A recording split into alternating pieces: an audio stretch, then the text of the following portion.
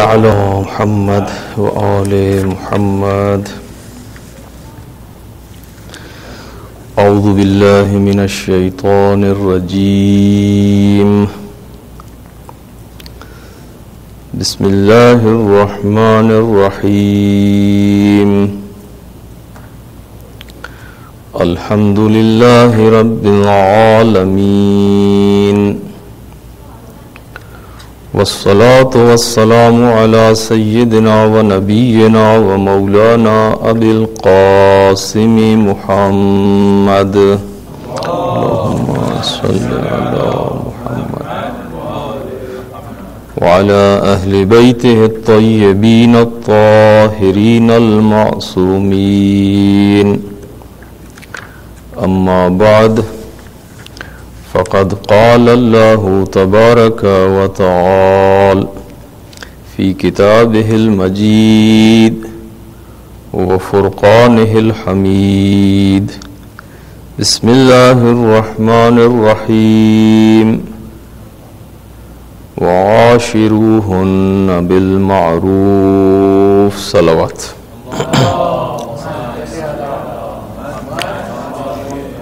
Dear brothers and sisters in Iman, during this month of Ramadan, I have the privilege and honor to be here in your service, and I was reviewing some Islamic etiquettes with the community members. The idea was that Islam is, after all, a religion of makarimul akhlaq, because the Prophet sallallahu alaihi wasallam himself had stated it very clearly that innama bu'ithtu li'utammima makarimal akhlaq. I have been raised to perfect the human character, and I am here to purify you and your characters, educate you, inspire you, lead you, guide you, to make you God conscious and very loving and caring individuals and families, and eventually a community and a society at large. So with that in mind, we thought that we should review those Islamic etiquettes which we must implement in our life as individual, as family, and as community. And I said the other day that and I keep saying this from some time, that in order to understand people, that we as a community of Muslims have gone either to one extreme or to the other extreme. When you go to the masajid, when you go to the centers, when you go to the gatherings, either you hear only about the akhlaq and about the morals and manners and about rituals, and there is no discussion whatsoever about our social or communal or political responsibilities. You will not hear about any injustice which is being done in this world. You will not hear about any of those atrocities and any of those cruelties which are being committed in different parts of the world. You will not hear anything about those things, and people are not encouraged to speak out, to take stand, and to condemn that dhulm, aggression, and to condemn that discrimination and demand the justice and equality. So the whole emphasis is only on rituals, only on worship, only on salat and zakat, only on having beard and hijab, and only about some superficial kind of very little things are being preached and being discussed, but the major duties and responsibilities are being neglected. On other hand, you go to masajid and khutbahs and you listen all only about politics and only about zulm and only about what is wrong with this world, what is wrong with America, what is wrong with Israel, what is wrong with India, what is wrong with somebody else, and this is the whole khutbah, and the discussion and debate is about Palestine and Israel and Iran and Iraq and Burma and Afghanistan and Ethiopia and Somalia. As you enter in the masjid, it is all discussion about Somalia and Burma and Ethiopia and Sudan and Iran and Afghanistan and this and that. Is just like you have entered in any political kind of hall. And you don't hear about your individual responsibilities, your responsibilities toward your God, toward the Prophet, toward Islam, toward Quran, toward Salat, toward Zakat, toward Halal, toward Haram, Taharat, Najasat, Salat, Saum. There are all these duties which we have to. But mindset has been made because there are major issues, so one shouldn't even address the minor issues. While, my brothers and sisters, we cannot neglect one portion of Islam to highlight the other portion of Islam. Islam is all Islam.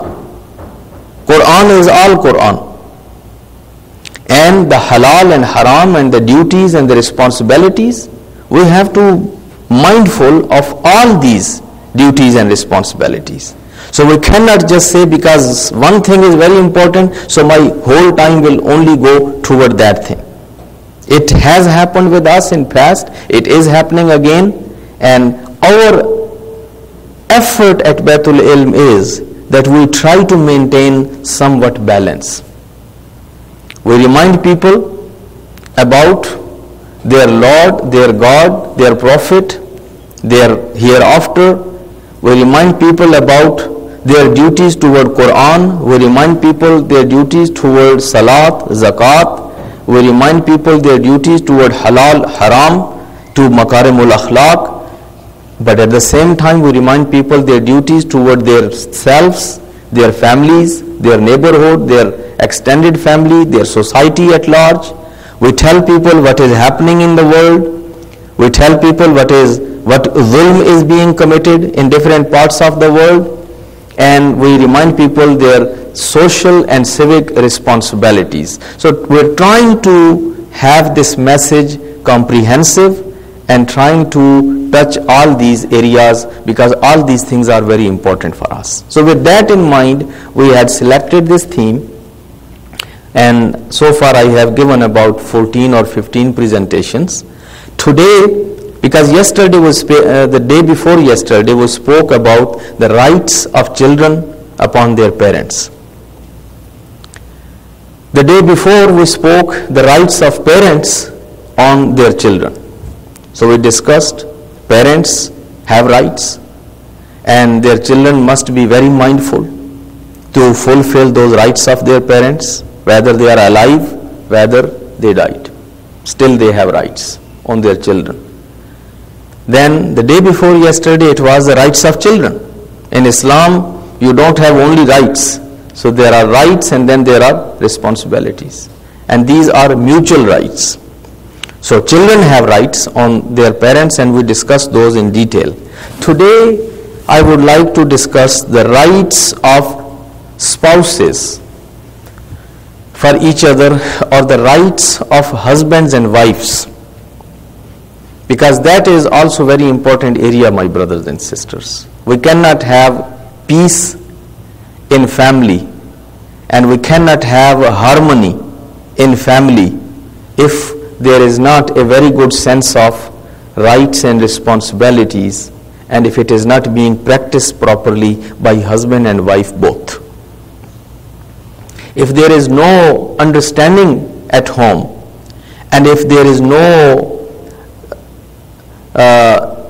kind of sense of satisfaction on part of husband or part of wife, and if there is a tension, and if there is kind of uneasy feelings, then there is no peace at home, and it will start showing up sooner or later in each and every aspect of life. People will start developing the emotional issues and emotional sicknesses and psychological problems, and these emotional and psychological problems then contribute to many of these other physical symptoms which we develop, and these other diseases and pains and aches and losing sleep, and then this agony and panic and anxiety and stress and blood pressure and sugar and all this, and eventually the heart problems. They are all many times they are results of all that unease, the stress, and that problem which husbands and wives have among themselves. It also affects very badly their children. The children's health and their, again, emotional health is very much depending on the kind of atmosphere in which they are growing, how much love and how much respect they see there between their parents, and how much peace and how much harmony exists in their family. So if this is there, the children are going to be emotionally healthy. They are going to be children who are going to be kind of safe and sound. They will be able to take pressures from outside when they will go outside. But if they are raised in a family atmosphere where there is a lot of harassment going on, there is a lot of torture going on, there is a lot of pressure going on, there is a lot of hostility, and this is a hostile environment, these children are always going to be feeling themselves very vulnerable and very unsafe. These children are going to be emotionally very weak, and they are not going to resist the pressures. They are not going to really set good examples outside when they will grow up and when they will go at the work and when they will get into their professional life. So it is very important that there is a very good understanding between husband and wife. They understand each other's roles and importance. They fulfill their rights toward each other. They respect each other. They help each other to grow and to mature and to learn more and learn more skills necessary for them to do their job of parenting as a father or as a mother. They understand each other's difficulties, hardships, pains, problems. Every individual goes through that. And if it is an environment of understanding and love and respect, then the family is going to be a paradise at this planet. This home is very sweet home then. People don't have to find reasons to jump out from this home and go somewhere else and spend time at Panera Breads or at Starbucks or these donut shops, or to the libraries or to other places, or to look for the companies of their friends, and just find people are sometimes looking for reasons to leave the home and go outside and just have some peace. But if that peace is available at home, and people enjoy the company and enjoy the conversation, and they enjoy what is happening, then they would like to stay at home, and they would like to help each other, and they would like to become active and involved. So that is why, my brothers and sisters, I cannot stress any more the importance of the family life. The domestic life, the family life is the most important one in your success. in your peace, in your fulfillment. And then if you want to, every father or mother, even if they are fighting with one another, most of the time they will say they are fighting because of their children. They see the father is not a good father or mother is not a good mother, and this whole jihad is being waged in the interest of children, without realizing that your fight and your fight and your this fuss and all this problem with each other is going to contribute more into this problem. It's not going to solve the problem. It's better that you come to the terms with each other. First, you need to come up with some terms and understand each other, compromise, make some deal, make some improvement, and then if there is a peace and there is a harmony and there is a love and there is a respect and there is understanding, then inshallah it will help these children also, and children will be very strong and very solid, and they will be inshallah okay. But first we have to work on ourselves. Again, our typical way is that we always put this project on hold when it comes to I have to work on myself. I know I have some issues, I know I have some problems, but I can take care of that whenever I will find some time. So that's not a big issue, that's not a big deal. But let me first fix these others. I have to always first fix others, my wife or my husband or my children or my father or my mother or my friend or my colleague. So first I need to go and take care of them. And for myself, I know I have some issues, small issues here and there, but I need to find some time, and hopefully I will find time next month or next year, or when I come back from Hajj, or when I turn 40, or when I turn 50, or when I retire, we have all those kind of excuses. And that is why we never make any success. Because it is illogical. Logic tells you that first you need to, at least there is only one person in this world that you have full control of, and that is yourself. You don't have that kind of full control on your spouse. You don't have that kind of full control on your son or your daughter or anybody. The full control, if you have on somebody, that is yourself. And if you are unable to control yourself, and if you are unable to improve yourself, what credibility you have and what right you have that you go and fix others and you improve others? So this is very important issue, my brothers and sisters. We need to begin with ourselves. We need to acknowledge that we are imperfect. We are average human being.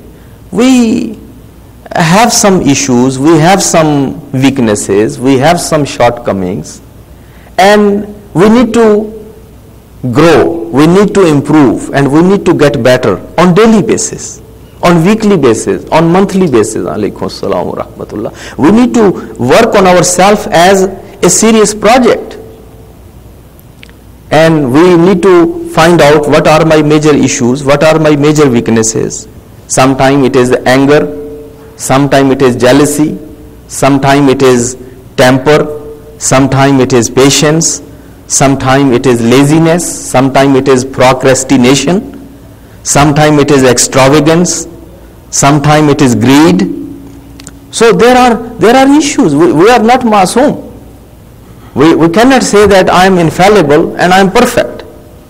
So if we just look at ourselves and find out that we may have many of these issues and problems, but we need to take as a project and work on ourselves and improve bit by bit, little by little, on daily, weekly, monthly basis, and conquer ourselves.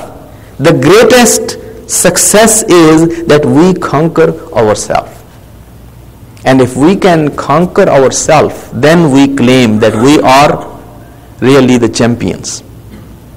Then conquering yourself, Amirul Mu'mineen says in Nahjul Balagha, being your own teacher is the greatest honor which you can have, or being your own Amir and your own leader. And before you lead others, first you need to lead yourself.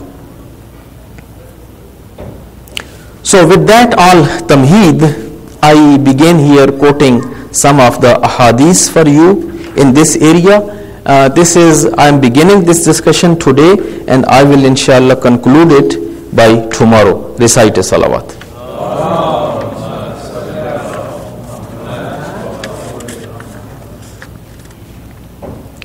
One more salawat.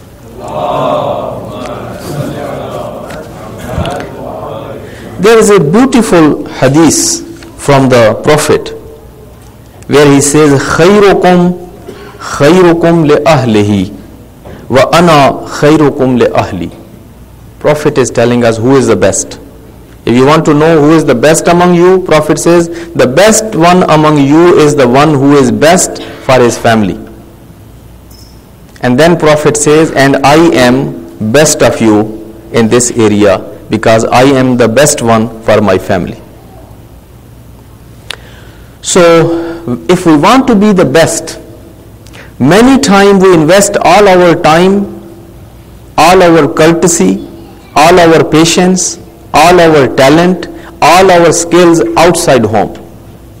We would like to be very popular among people. We would like to be very popular among friends or among the extended family. But when it comes to our own house, little house, and these 4 or 5 people, we are kind of now exhausted.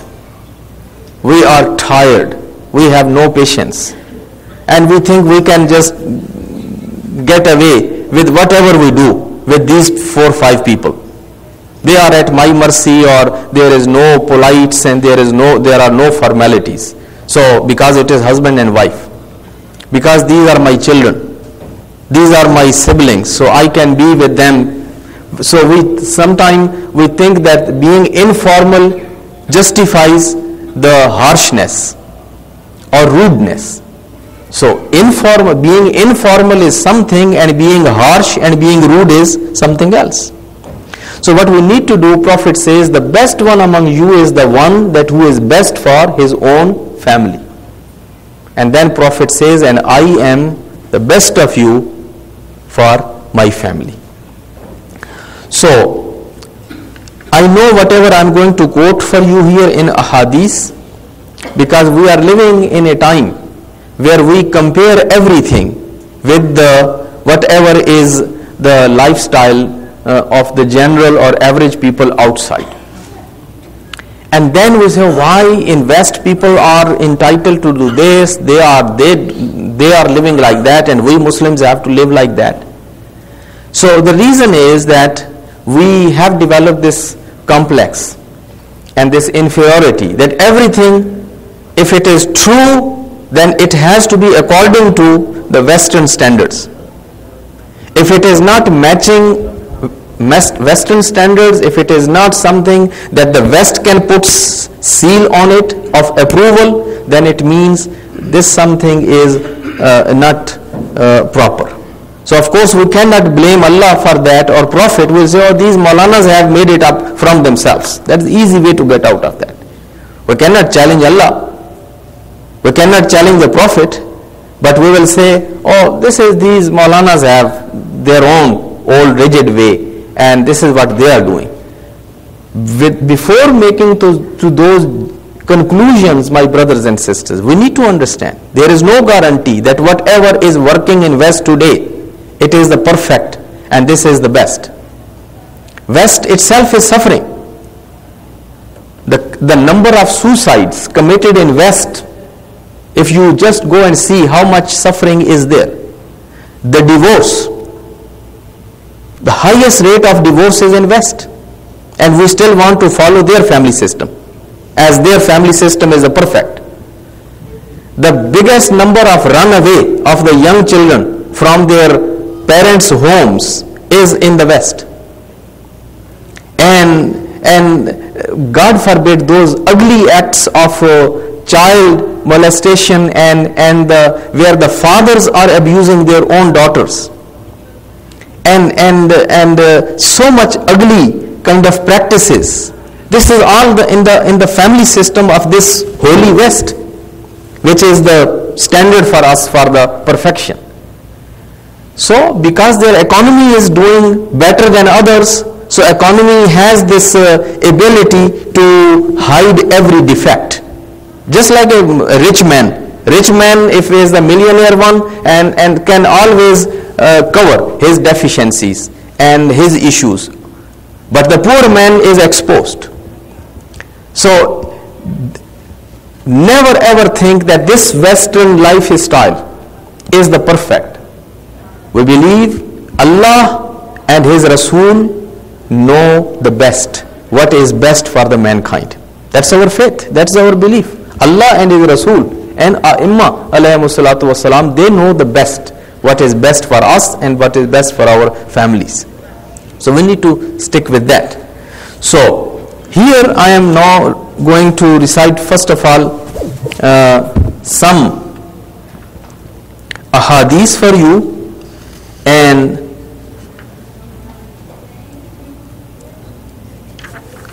one hadith which I recited first. The second one is that Prophet Imam Ja'far as-Sadiq alayhi salatu wasalam, he says that Messenger of Allah was used to say that Jibreel would come to me and often he would make so many recommendations about treatment of men, how men should treat their women.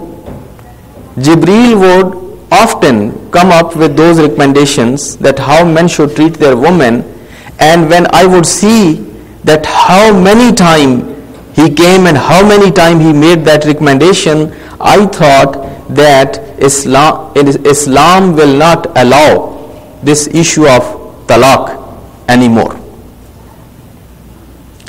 That explains that Allah subhanahu wa ta'ala through Jibreel was constantly sending this message that men should treat their women and their children with love, with care and with respect. To extent that Prophet says, I begin thinking that talaq will never be allowed in Islam. Now, there are a number of rights, and I will read these ahadith for you. First right of woman on her man, or the right of wife on the husband. Beside that, what I have mentioned, the respect and kindness and understanding and love and all that. Now we are talking about some other things, is that these women, this Prophet says that فَعَلَيْكُمْ رِزْقُهُنَّ وَكِسْوَتُهُنَّ بِالْمَعْرُوفِ, that it is responsibility upon you to provide them their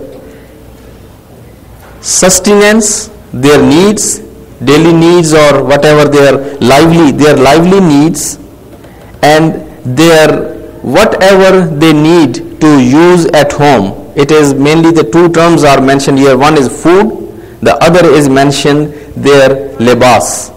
But then Fuqaha extend it and explain that this is not only the food and the libas, but it is basically all the lively needs, whatever they need at their home. So you men have to provide to your wives bil ma'ruf. Ma'ruf is according to the standards of the time. Whatever is the standard, whatever is the norm, whatever is normal in your time, in your society, in your location, in your family, or in people of your background, whatever is normal, whatever is norm, whatever is average, whatever is standard, that is your responsibility to provide to your wife. And of course to your children. We discussed about children before. Here we are talking about the family in general or spouse. So one has to maintain the standards and cannot be mean, cannot be stingy, cannot be hard, cannot be harsh. Actually, it is recommended for men, later on ahadith will come, that he must be spending and he must be generous. Amirul Mu'mineen praises men for their generosity and praises women for their being stingy. And then he criticizes men on being stingy and miserly, and he criticizes women on being generous. So it is men's responsibility to be generous and be spending, and finding just reasons and excuses to spend a little more on his wife and on his children. Alaykum salam wa rahmatullah. And maintain them well, maintain them with dignity and honor. So that's number one. Imam Sajjad alayhi salatu wasalam says on the same area, لَإِنْ أَدْخُلَ السُّوقِ وَمَعِيَ دِرْهَمْ أَبْتَاءُ بِهِ لَحْمًا لِعِيَالِي أَحَبُّ إِلَيَّ مِنْ أَنْ أُعْتِقْ نَسَمَةً. Imam Zainul Abidin says that if I have some money in my pocket and I have a choice to go and free a slave or to buy some meat for my family, for my children, for my wife, I, Zainul Abidin, will spend that money to buy the meat for my family. And I will prefer that on freeing a slave. Now you understand that in Islam, there is how much is the emphasis on freeing the slave. There are tons of ahadith. One of the best thing what you can do is to go and free a slave. And Imam says that this is the only one dirham which I can use either on buying meat for my family. In other riwayat, he says fruit for my family. And then the other choice is I can spend the same dirham to free the slave. And the other riwayat says the slave is not any other slave. Slave is min bani Ismail, slave from the children of Hazrat Ismail, son of Hazrat Ibrahim. That is the other hadith of Imam Sajjad. That there is a slave from Bani Ismail, from Bani Ibrahim, from the children of Anbiya. And if I can go and free that slave, or I can spend that money on my own family to provide them some meat, to provide them some fruit, me, Zainul Abidin, I will go and provide the fruit and meat to my family and make their day. So that is the importance of this issue. The second thing is, which is related to the same thing, I will not put the detail, that is a kind of giving them not only with the norm or whatever is the standard, giving them actually more than that. Tawsi'ah is, or tawsi', it is ayalur rajul usra'uhu faman an'ama Allah alayhi bi ni'matin falyuwassi' ala usra'ihi fa in lam yaf'al awshaka an tazula tinka ni'ma. This hadith comes from Imam Musa al-Kazim alayhi salatu wassalam,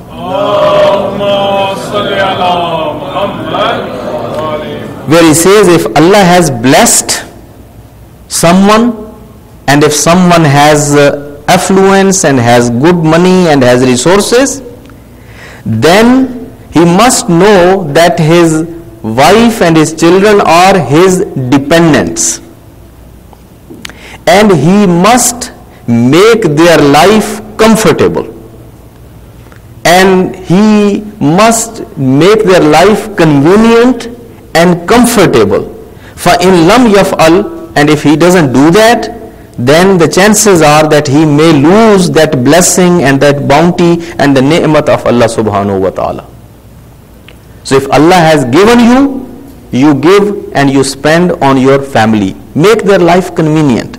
Make their life comfortable. So it is recommended. Sometimes there are men that they are so stingy and so miserly that their wife has to beg and beg and beg, even for the daily necessities for the life. So that miserliness or that stinginess is not appreciated in Islam. Men are supposed to be spending. Men are supposed to be generous.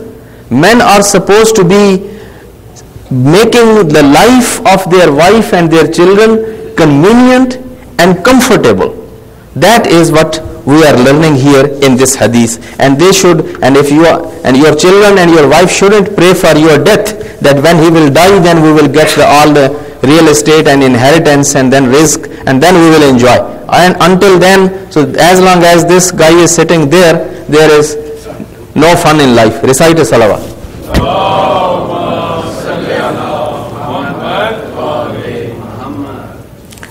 Next thing which is very important, that is, it is not only that how much grocery you bring to home, how much gifts you buy for your wife. Sometimes we do that. How much you spend on your wife. Prophet says that man ittakhaza zawjatan falyukrimha. If you take a wife, you must respect her. Respect is different than grocery and the gifts and the jewelry and the fruit what you bring or the other things what you do. She, as the fruit and the grocery and the meat and the food, that is for the body. But this woman is insan. She has emotional needs. She has soul and she has spirit. She has conscience. So this human being is actually more in need of respect. And what Prophet is saying, that if you take a wife and if you marry and you bring someone at your home, you are not only there to clothe her and to feed her and to provide her the stuff, but your responsibility is to respect her. Respect is more important. Man ittakhaza zawjatan falyukrimha. Then he must do ikram, takreem. Takreem is respect. Respect will give her actually confidence. It will give us this what you call joy of existence. She will be confident. She will develop self-esteem, self-respect, and she will be honored among her own family, among her friends, and eventually in the eyes of her children, when they will see that how much their father respects their mother, how much their mother is respected, and these children are also not going to yell at her or scream at her. They are not going to disrespect. But if you are not going to respect your wife, your father is not going to respect your wife. If you don't respect your wife, your mother is not going to respect your wife. If you don't respect your wife, your brothers and your sisters are not going to respect your wife. If you don't respect your wife, your colleagues, your friends, your neighbors are also not going to respect your wife. If you don't respect your wife, your children are also not going to respect your wife. So everything starts with you. If you put her as the first priority in your life and you say anybody who is going to disrespect her is disrespecting me. Nobody has right. Even my father, even my mother, even my brother, even my sister. They don't have this right to disrespect my wife. If they have issues, they have problems, there are respectful way to dissolve. They can talk to her, they can bring those issues to me, we will sit down, we will discuss, we will review, we will resolve. But nobody has right to go and disrespect my wife. My wife is my wife, and Prophet says that if you take a wife, you must respect her. So the respect of wife, my brothers and sisters, is a big right. And I don't have time to get into the details, but there are so many ahadith from the Prophet and from A'imma that which are stressing on that. It is extremely discouraged and forbidden to be physical with your wife, to push her or to pull her or to slap or to hit or to do that kind of thing. At the day of judgment, there are severe azab and severe punishments for the man that who does that with his wife. There are riwayat, and I will finish here with this. This is a very important subject. I just initiated. I will continue this tomorrow, and I will inshallah complete it tomorrow. But just with this riwayat, there was one senior companion of Prophet from Ansar.